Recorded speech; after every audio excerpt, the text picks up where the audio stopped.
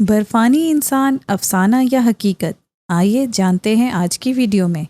کرۂ ارض کی بلند ترین چوٹی ہمالیہ کے گرد و نواح میں صدیوں سے ایک انسان نما حیوان کا ذکر چلا آ رہا ہے جو 6 فٹ سے زیادہ لمبا ہے۔ اس کے جسم پر لمبے گھنے بال ہیں۔ یہ انسانوں کی طرح 2 پیروں پر چلتا ہے۔ اس کی موٹی اور مضبوط ٹانگیں کمان کی طرح ہلکی سی ٹیڑھی ہیں۔ اس نوکیلے دانتوں والے حیوان کا چہرہ انسان سے مشابہ ہے، لیکن اس کے قدموں کے نشانات عام انسانی قدموں سے بہت زیادہ بڑے ہیں۔ نیپالی مقامی زبان میں انہیں ییٹی کہا جاتا ہے۔ آج کی اس ویڈیو میں ہم آپ کو ییٹی کے بارے میں بتائیں گے کہ کیا یہ حقیقت ہے یا دیو مالائی داستان ہے جو صدیوں سے سنی سنائی جا رہی ہے۔ 29 اپریل 2019 کو ہندوستانی فوج کے ADGPI کے آفیشیل اکاؤنٹ سے ایک ٹویٹ کی گئی جس میں یہ دعویٰ کیا گیا کہ پہلی مرتبہ ہندوستانی فوج کی کوہ پیمائی ٹیم نے افسانوی حیوان ییٹی کے پراسرار قدموں کے نشانات دیکھے ہیں۔ اس کے قدموں کے نشانات کا حجم 32x15 انچ بتایا گیا۔ اس ٹویٹ میں یہ بھی کہا گیا کہ اس برفانی انسان کے قدموں کے نشانات 9 اپریل کو مکالو بیس کیمپ کے قریب دیکھے گئے۔ انڈین آرمی نے فوری ان قدموں کے نشانات کی تصاویر لیں اور اسے اپنے کیمروں میں قید کر لیا اور دعویٰ کیا کہ یہ اس برفانی انسان کے پیروں کے نشانات ہیں جن کا ذکر دیو مالائی قصے کہانیوں میں ہوتا چلا آ رہا ہے۔ انڈین آرمی کے اس ٹویٹ پر کچھ لوگوں نے ستائش کا اظہار کیا اور کچھ لوگوں نے شکوک و شبہات ظاہر کیے۔ کچھ لوگوں نے اسے مذاق قرار دیا اور یہ کہا کہ فوج کا ٹویٹر اکاؤنٹ ہیک ہو گیا ہے۔ دوستو، انڈین آرمی کے اس ٹویٹ کے بعد لوگوں کا رد عمل کچھ بھی رہا ہو، لیکن ایک بات تو ضرور تھی کہ ییٹی پھر سے خبروں میں آ گیا تھا اور موضوع بحث بن گیا۔ اب ہم آپ کو بتاتے ہیں کہ اس برفانی انسان کے بارے میں کہانیاں کب سے اتنی مشہور ہونا شروع ہوئیں۔ تو دوستو، اس برفانی انسان کے بارے میں یہ کہانیاں سب سے پہلے 1921 میں ہونا شروع ہوئیں، جب برطانوی فوج کا ایک کرنل چارلز ہاورڈ اپنے ساتھیوں کے ہمراہ دنیا کی بلند ترین چوٹی ماؤنٹ ایورسٹ سیر کرنے گیا تھا۔ کرنل اور اس کے ساتھیوں نے ایک جگہ خیمہ لگایا تو انہیں دور اوپر بڑے بڑے سائے چلتے پھرتے دکھائی دیے۔ اگلے روز وہ لوگ 5000 فٹ بلندی پر اس مقام پر پہنچے تو انہیں برف میں قدموں کے جناتی نشان نظر آئے۔ ان کے ہمراہ موجود مقامی لوگوں نے فوراً ہی نشانات کو پہچان لیا۔ ان مقامی افراد کے بقول یہ بالوں والے انسانی نما جانور کے نقوش تھے جن سے وہ اور ان کے آباء و اجداد بہت خوفزدہ رہتے تھے۔ کرنل چارلز ہاورڈ جب وہاں سے واپس آئے تو انہوں نے یہ خبر اخبارات کو دی کہ انہوں نے برفانی آدمی دیکھا ہے۔ اس برفانی انسان کو ایبومینیبل سنو مین یا ییٹی کے نام سے جانا جاتا ہے۔ دوستوں، جہاں کچھ لوگ ییٹی سے اس قدر خوفزدہ ہیں، وہیں کچھ ایسے لوگ بھی ہیں جو اس کی پوجا کرتے ہیں۔ جی ہاں، ٹھیک سنا آپ نے۔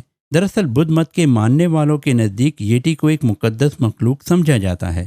مشہور ہے کہ یہ لوگ اس جانور کی ہڈیوں کی پوجا کرتے ہیں اور اس کی کھال اور بال ان کے پاس بطور تبرک موجود ہیں۔ بعض لوگوں کی رائے ہے کہ یہ کھال دراصل مقامی بھیڑ بکریوں کی ہوتی ہے۔ بدھ مت کے ماننے والے اس کے تقدس کا حوالہ یوں دیتے ہیں کہ یہ مخلوق کبھی بدکار اور بدفطرت آدمی کو نظر نہیں آتی، اسے صرف شریف النفس اور نیک لوگ ہی دیکھ سکتے ہیں۔ دوستو، یہ بھی کہا جاتا ہے کہ ایک بار سکندر اعظم نے بھی اس برفانی انسان سے ملنے کی خواہش کا اظہار کیا تھا۔ 326 قبل مسیح میں جب سکندر اعظم وادی سندھ کو فتح کرنے کے لیے نکلا تو اس نے ییٹی کے بارے میں بہت سی کہانیاں سنی، جس کے بعد اس نے ییٹی سے ملاقات کرنے اور اسے دیکھنے کا مطالبہ کیا، لیکن مقامی لوگوں نے اسے بتایا کہ وہ ییٹی کو اس سے ملوانے نیچے زمین پر نہیں لا سکتے کیونکہ وہ اونچے اونچے پہاڑوں کا باسی ہے۔ اگر اسے نیچے زمین پر لایا گیا تو وہ زندہ نہیں رہ پائے گا۔ دوستو، ییٹی کے بارے میں قصے کہانیاں اس قدر مقبول ہوئیں کہ 1950 کی دہائی میں نیپالی گورنمنٹ نے ییٹی کے شکار کے لیے لائسنس جاری کر دیا کہ جو کوئی بھی ییٹی کا شکار کرنا چاہتا ہے اسے 400 پاؤنڈ کا لائسنس بنوانا پڑے گا، جس کے بعد ایک لائسنس پر وہ صرف ایک ییٹی کا شکار کر سکتا ہے۔ دوسرے شکار کے لیے ایک اور لائسنس خریدنا ہوگا، لیکن آج تک کبھی اس معاملے میں کسی کو کامیابی نہیں ملی۔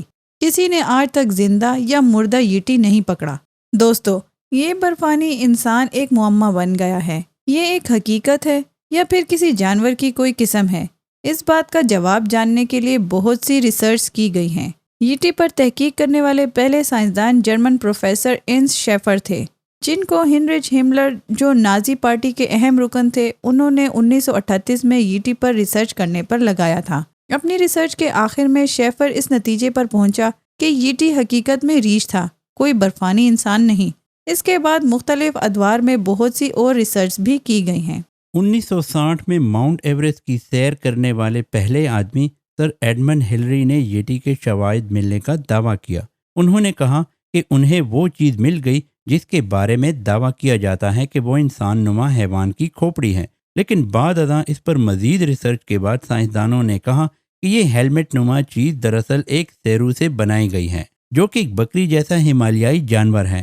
اس کے علاوہ دوستو 2008 میں امریکی سائنسدانوں نے چند بالوں کا تجزیہ کیا تھا جن کے بارے میں کہا جاتا تھا کہ یہ یٹی کے ہیں۔ یہ بال انہیں شمال مشرقی بھارتی ریاست میگھالیہ سے ملے تھے، لیکن ٹیسٹ کے بعد معلوم ہوا کہ یہ بال دراصل ایک پہاڑی بکرے کے ہیں۔ 2013 میں ایک برطانوی سائنسدان نے کہا کہ ان کی تحقیق سے ثابت ہوا ہے کہ ہمالیہ کا دیومالائی دیوہیکل انسان دراصل بھورے ریچھ کی ایک قسم سے تعلق رکھتا ہے۔ آکسفورڈ یونیورسٹی کے جینیٹکس کے پروفیسر برائن سائکس نے بالوں کے نمونوں میں ڈی این اے کا تجزیہ کر کے معلوم کیا کہ یہ ڈی این اے ممکنہ طور پر ایک قدیم قسم کے بھورے اور برفانی ریچھ کی نسل کا ہے۔ پروفیسر برائن نے کہا کہ لوگوں میں یٹی یا مائٹی ہمالین کے بارے میں غلط فہمی اس لیے پیدا ہوئی کہ یہ جانور برفانی ریچھ اور بھورے ریچھ کی نسل سے تعلق رکھتا تھا۔ اس کے اندر برفانی ریچھ اور بھورے ریچھ دونوں کی بہت سی خصوصیات موجود ہیں۔ پروفیسر سائکس نے 2 غیر شناخت شدہ جانوروں کے بالوں کے نمونوں پر ڈی این اے ٹیسٹ کیا۔ ایک کا تعلق شمالی بھارتی ریاست لداخ سے تھا، جبکہ دوسرا نمونہ 1300 کلومیٹر دور مغربی بھوٹان سے تھا۔